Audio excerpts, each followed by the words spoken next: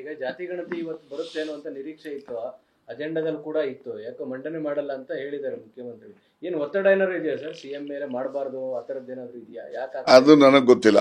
ನನ್ನ ಪ್ರಕಾರ ಯಾವುದೇ ರೀತಿ ಒತ್ತಡನೂ ಇಲ್ಲ. ಒಂದ್ ಪಕ್ಷ ಒತ್ತಡಗಳಿದ್ರೆ ಮುಖ್ಯಮಂತ್ರಿಗಳು ಅದಕ್ಕೆಲ್ಲ ಕೂಡ ನಿವಾರಣೆ ಮಾಡ್ತಕ್ಕಂಥ ಶಕ್ತಿ ಅವ್ರಿಗಿದೆ. ಬಟ್ ಯಾಕೆ ಇದಾಗ್ತದೆ ಸರ್ ಪೋಸ್ಟ್ಪೋನ್ ಪದೇ ಪದೇ ಅಂತ? ಪೋಸ್ಟ್ಪೋನ್ಮೆಂಟ್ ಏನಿಲ್ಲಪ್ಪ, ಇಷ್ಟು ವರ್ಷ, ಈಗ 10 ವರ್ಷದ ಹಿಂದಿನ ವರದಿ ಅದು. ಕೆಲವು ಚರ್ಚೆ ಮಾಡೋ, ಈಗ 10 ವರ್ಷದ ಮೇಲೆ ಈಗ ಸೆನ್ಸಸ್ ಎವ್ರಿ 10 years ಮಾಡ್ತಾರೆ.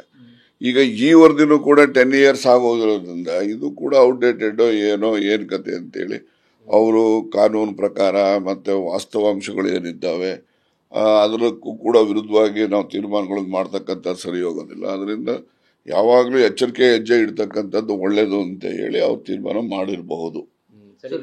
ಪಕ್ಷ ಸಂಘಟನೆ ಸಮಸ್ಯೆ ಬಿಟ್ರೆ ಬೇರೆ ಏನಾದ್ರೂ ಆಗ್ತಿದೆಯಾ ಸರ್? ಅಂದ್ರೆ ಅದನ್ನು ಹೊರತುಪಡಿಸಿ ಶಾಸಕರಿಗೆ ಕೆಲವೊಂದ್ಸತಿ ತಮಗೆ ಕ್ರೆಡಿಟ್ ಬರ್ತಿಲ್ಲ ಅಥವಾ ತಾವು ಹಾಕಿದ ಶ್ರಮಕ್ಕೆ ಸರಿಯಾದ ಪಕ್ಷ ಬಳಸ್ಕೊಳ್ತಿಲ್ಲ ಅನ್ನುವಂತ ಬೇಸರ ಕೂಡ ಇದೆ. ಈ ತರದ ಬೇರೆ ಬೇರೆ ಸಮಸ್ಯೆಗಳಿದೆ ನೋಡಿ.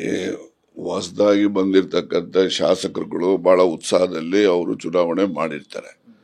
ಆ ಉತ್ಸಾಹದಲ್ಲಿ ಅವರು ಹೆಚ್ಚು ಅಭಿವೃದ್ಧಿ ಕೆಲಸಗಳನ್ನು ಮಾಡಬೇಕು ಅಂತೇಳಿ ಅಪೇಕ್ಷೆ ಇರ್ತದೆ.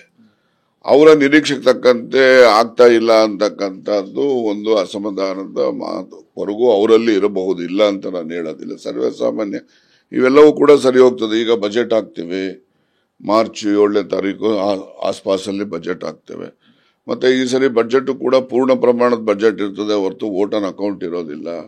ಹಾಗಾಗಿ ಒಂದು ಸಮಗ್ರವಾಗಿ ಜಿಲ್ಲೆ ರಾಜ್ಯ ಪೂರ್ಣ ವರ್ಷ ಬಜೆಟ್ ಹಾಕೋದ್ರಿಂದ ಸಂಪೂರ್ಣವಾದಂತಹ